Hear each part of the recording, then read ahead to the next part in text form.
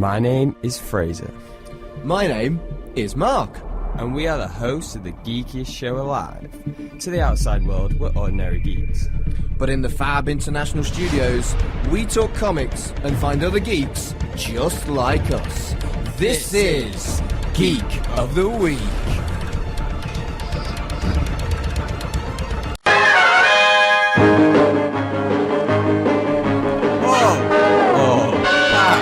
A show called Pull or Pass. So we take a look at free comic books that have come out this week, usually free, sometimes more, but at least free comic books, and we say whether we're going to pull on them or pass on them. And if you're like, what do you mean by pull?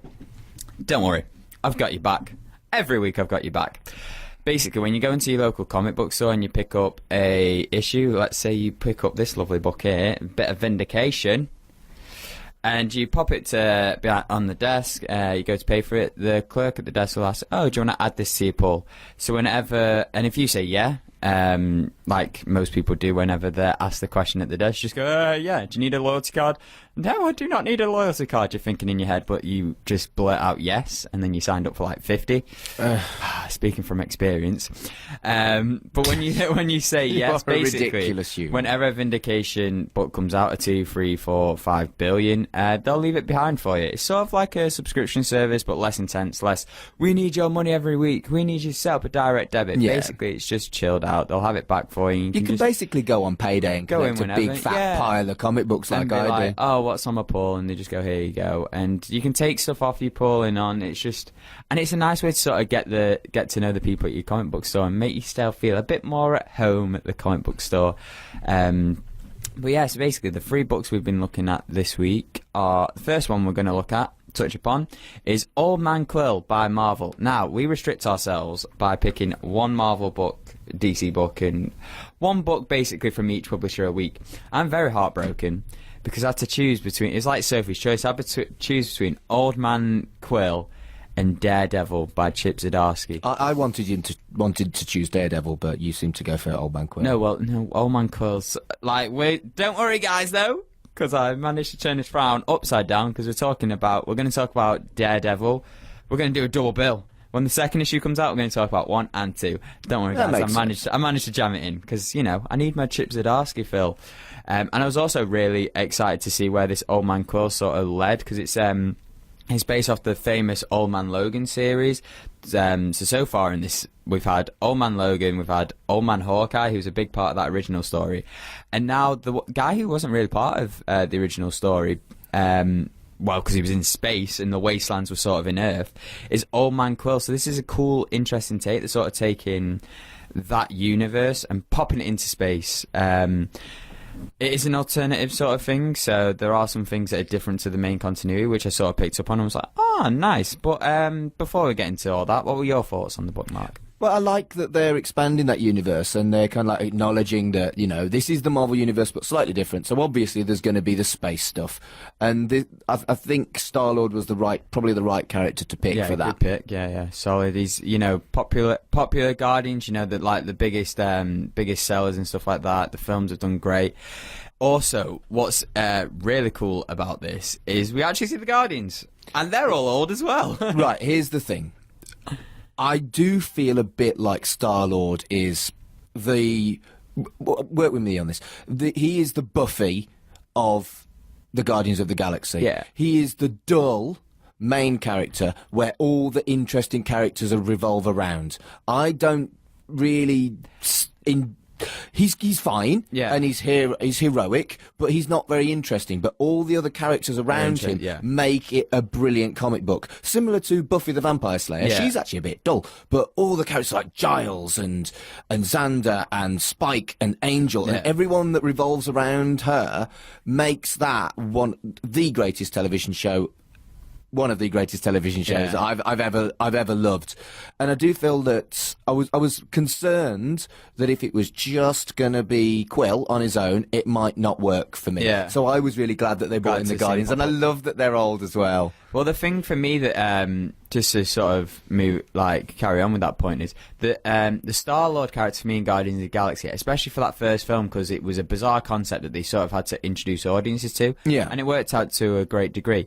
the Star-Lord character for me is a Greek term that you can use or whatever, but he sort of represents us because he is that Earth being thrusted into this bizarre world. The Wesley Crusher. There is a character in Greek tragedies or whatever that's supposed to be the audience, so they play the audience. Yeah. R2-D2 and C-3PO are that in Star Wars. It's why they're in every Star Wars movie apart from Solo, which is why Solo, never mind.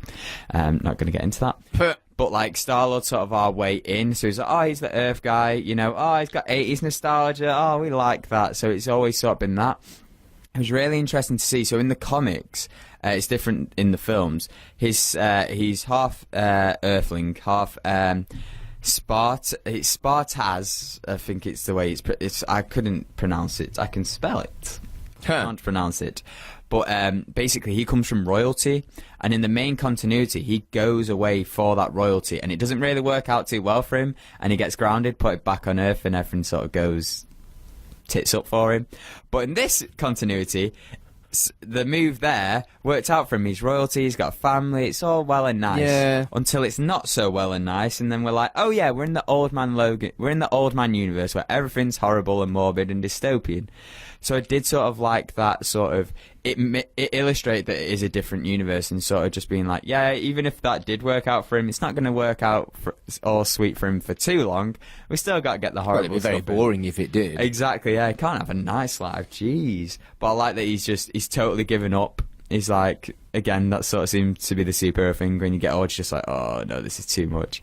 And like Rocket being old but still loving, with a cane, still loving like his gun tone. Yeah, we're murdering. This is great. I loved how Mantis was damaged by her powers. Yeah. I thought that was a really nice take on it. That she's been really kind of like mentally scarred because of her skills, and that was really nicely done. Really sensitive stuff. Because not like every superhero sees so much, but she sees so much more, and it's just like. Exactly. It takes its toll, and I like how Gamora still sort of knows Quill, and there's sort of, I don't know, there's a bit of something there, a bit of something, maybe a bit of romance kindling maybe. But yeah, I did enjoy that. Gutted Groot's not there. I'd like to know why and where he is. I don't think it's going to be a nice one, I think. Probably not. I think he did it, which is very sad.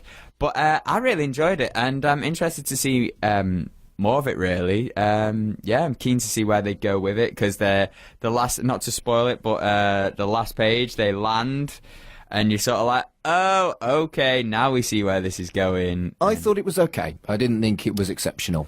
Yeah. I didn't dislike it, but I wouldn't go as far as saying that I loved it. Oh, I really enjoyed it, and it made me want to explore more, and it made me want to see more old man or old woman stuff, like see more of these. Yeah, I mean, for me, it's something that I would pick up out of interest on trade, but it is a pass for a monthly. A monthly comic. Don't worry, Marvel, you've got my money. It's a pull from me. But yeah, no, really enjoyed it. And don't worry, Chip Zdarsky, Marvel, and Daredevil, I'm probably going to pull them as well. Looking forward to that too. Dead keen for that. Now, the second book that we're covering this week is Batman issue 64. Now, if you're worried, you're like, Fraser, starting on a 64? But that's not a one. Don't worry, guys. It's part one of a cool story. Mark's going to tell you the story because he's got it. Oh, no, he's not. I'm going to pass it here so I can read it.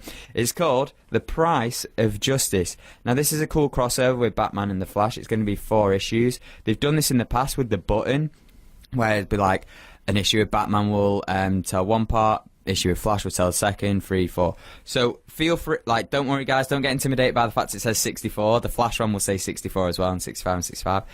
It's totally fine. They've got you here. They've got you covered. They hold your hand, and it's a nice little one-off story that in the future would be a trade that people just read straight off. Yeah. Because there's a load of trades now that people read, like just dive into, like a Civil War or something, that have a load of backstory before it. But it doesn't matter, because for some reason when it's in a trade, I think people's minds just go, it's fine. But as soon as you see the issue numbers, it does terrify people. Not gonna lie, it did terrify me, but then once you start to know, everything's fine. So this is, first part of the story. What did you think of the introduction of this? I didn't like the cover art to begin with. I thought it was a little bit cartoony, and I didn't like it, and that put me off to begin with.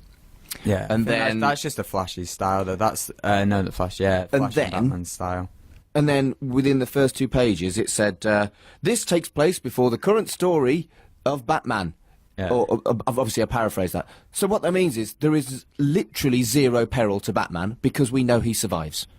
Batman is not under threat. He can't break a bone because he hasn't got any broken bones in the current storyline that they're halfway through. He can't be killed because he's in the current storyline that they're halfway through. That really, really irritated me. They should have found a way to make it a continuity that didn't affect the current continuity. It just means that there's zero threat for Batman. It's awful. That's awful. As far as I'm concerned. No, but the thing is, it's like this. It's like 61 and 63. They've got something else going on. I don't want to say Batman's like not in peril because they won't kill Batman because he's got loads of things. It's that thing of this story isn't about is Batman going to die, is Flash going to die. The story about this is it's more of a detective one, and I don't know if it's still. This will be I think this might be a lack of like reading DC Rebirth. That might be it. Basically, Batman and the Flash. There's this big thing with Rebirth about them. They are not going to kill. I can guarantee now they are not going to kill Batman and the Flash before they face Dr. Manhattan, because they did, like I mentioned before, they did this big story with the button. There was this big mystery with Rebirth, and basically they're introducing the Watchmen into it, and the button from Watchmen was there, and so they did it because these two. As well as being incredible superheroes, are two of the best detectives in the DC universe. Absolutely. So they're using that part of the story. It's not a story where they're like, will Batman and Flash make it out alive?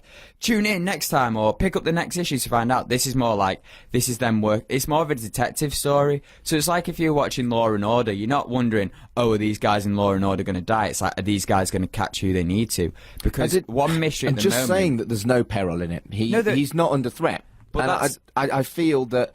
I don't think that's a negative, though. I wouldn't take that as a negative. If this is am I going to pull this storyline, They really shouldn't be interrupting a story halfway through for another story just because it's a crossover. No, I think that's bobbins. No, it's to reassure readers, because there is a lot of... If you're reading this every week, you would need to know, like when I was reading, because I did a similar one with the Titans and stuff like that, it's interesting to know, you need to know where this takes place, because there is information. I agree. I just think it's badly managed. No, but there's information in there'll probably be information in 61 and 63 that if this did happen afterwards, it'd be a different thing. So you never know in 61 or 63, someone like Batman could be dead or something. He's not. Don't worry, guys. But it's important that they do that. I just think it's naff. I think you're coming at it of a trade. Absolutely not. If you're reading this weekly and you were halfway through a storyline and they interrupted it for a crossover, that's annoying. No, but it's not. It's like... So issue 63 finished with a cliffhanger for a previous story, and this is issue 64. No. They're telling a new story. No, what it is, it's events before... What it says is... the events of this happen. It's a timeline thing. This story takes place before the events of Batman 61 to 63, and will resume in Batman 66. So they've chopped a story in half to shoehorn in this crossover, and I think personally that's naff. But people have got to wait 3 months to see what happens in the current storyline that they were reading. That's naff. Yeah, but people will want to read a Batman and Flash crossover. More people will be interested in this Batman Flash crossover than what's happening in Batman. Well, I mean, that might be me being brave. But I think that's naff, personally. They should have finished the storyline before they moved on, before they interrupted it with something else. But it's just not how it works, because they've got to do it. They've got to do it over 2 books. They've got to do it Flash and Batman. I agree, but they could have. But anyway, that aside, what did you think of the story? It was okay. The baddie was interesting. With again the explanation about what your powers do to you, not dissimilar to the Mantis thing in Old Man Quill. She was dying because of her powers, and I liked that. And Batman was suitably dark, not the kind of like hokey Batman that you sometimes get. It was okay, but I didn't think it was great. Yeah. Well, I really enjoyed it because one of my favourite characters in it, Wally West, and spoilers for Heroes in Crisis, he's not doing so well in that. He deaded.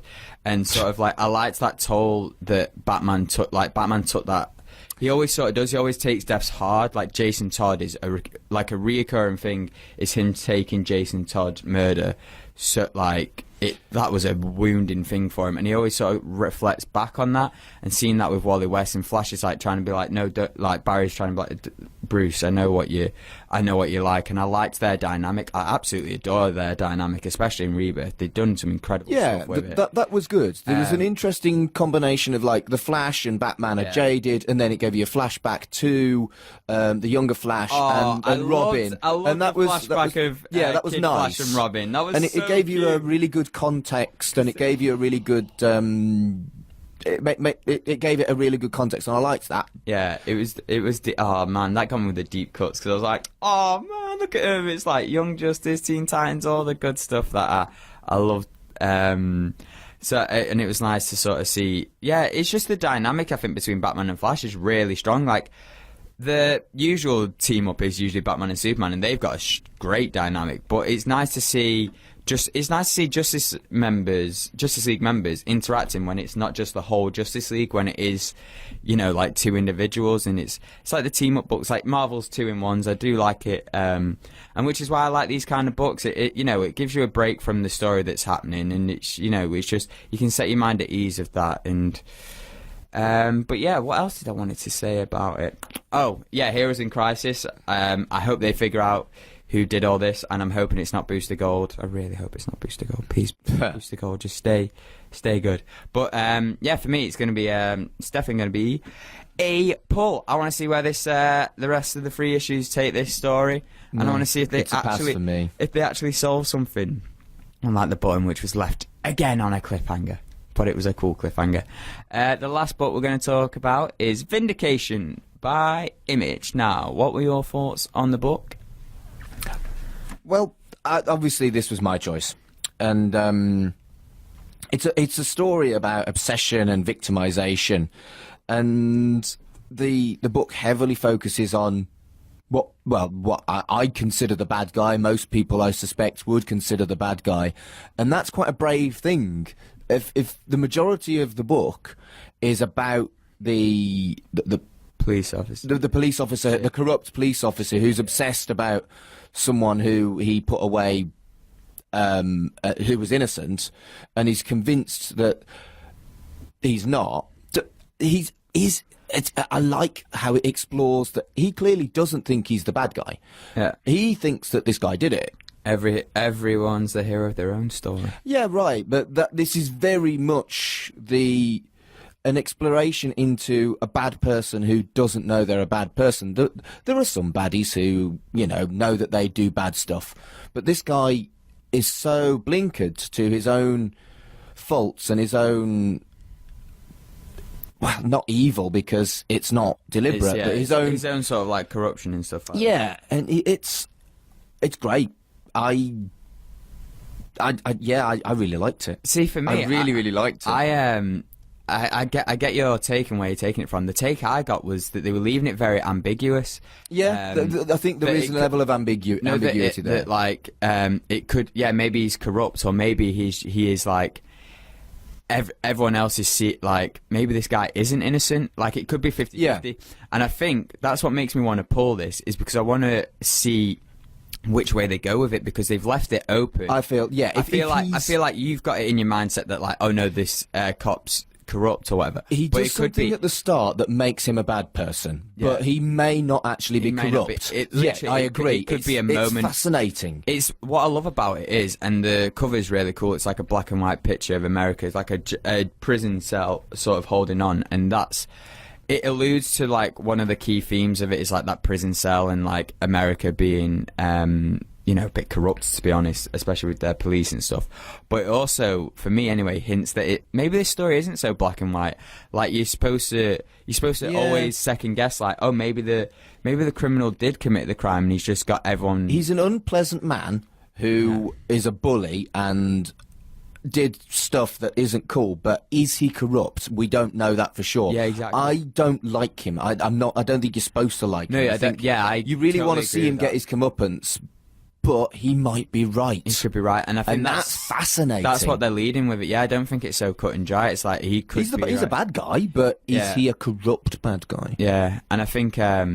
Even that, like, to be fair with the criminal, like, he is a victim of the horrible stuff that's going around in America. Like, he's imprisoned basically because he's black. Like, that's what it seems like, and that's what the sort of one side of it is. Like, that's what you're supposed to sort of take out of it, that, oh, maybe that is just why. And then when he comes out of prison, he gets like $200, and the only way he can rebuild his life is by going back into, like he said, I'm going to have to get dealing or something, you know, he's going to have to go back into this world of crime. And it just sort of shows it's absolutely appalling, really. But it also shows that, like, it's a reflection on America. Like, literally, like, it's two sides of the stories. They're both kind of like the two sides are awful. It's and a politicised book. The thing is, as well, very much both characters could be meaning to do well. Like, the police officer's like, no, I want to take over this criminal. And this criminal's just sort of like, look, I'm a bad guy, but I'm not this bad. So they both could be good, and it's just, in fact, the system that's messing with him. It's pretty bleak, actually. Or one could this be, whole thing's pretty bleak. Or one of them could be straight up bad, and the other one's just being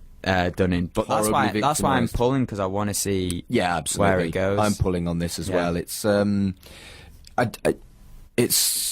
it strikes me that it could very, very easily and very, very quickly be picked up to be a TV drama as well. Yeah, definitely. That story would work very, very well on a limited, like, of course, like BBC 6-episode like show that, or something. I think it might. It's very BBC, isn't it? It'll need an American thing, I think, or if an American company's got the cojones to Well, that's the thing, isn't it? This comic book is very politicised, clearly making a statement about the corruption within the police, and the prison system doesn't work, and the innocent people are put away. Yeah. Or guilty people are released. Exactly. So it's because he is released early as well. So there is that thing of, well, he's released early because they found evidence that proved that he shouldn't have been put away. It's a very clever, very dark, very bleak political comic book, and that's fantastic. Always keeps you guessing. Now, we don't want to guess. We want to know what all your thoughts were. If you checked any of these books out, if you checked something else out, what was on your poll this week? What did you pass on? No Daredevil spoilers, though. Yeah, no spoilers.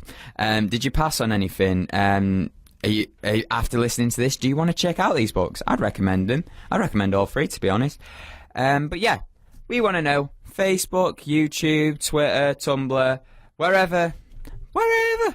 We want to know your thoughts. So listen to Geek of the Week. Be sure to tune in next week. Same geek time, same geek channel. And if you want to follow us on social media, it's at GOTW Radio on Twitter. Search for Geek of the Week Radio Show on Facebook. And to listen again, it's www.mixcloud.com/Geek of the Week Radio Show.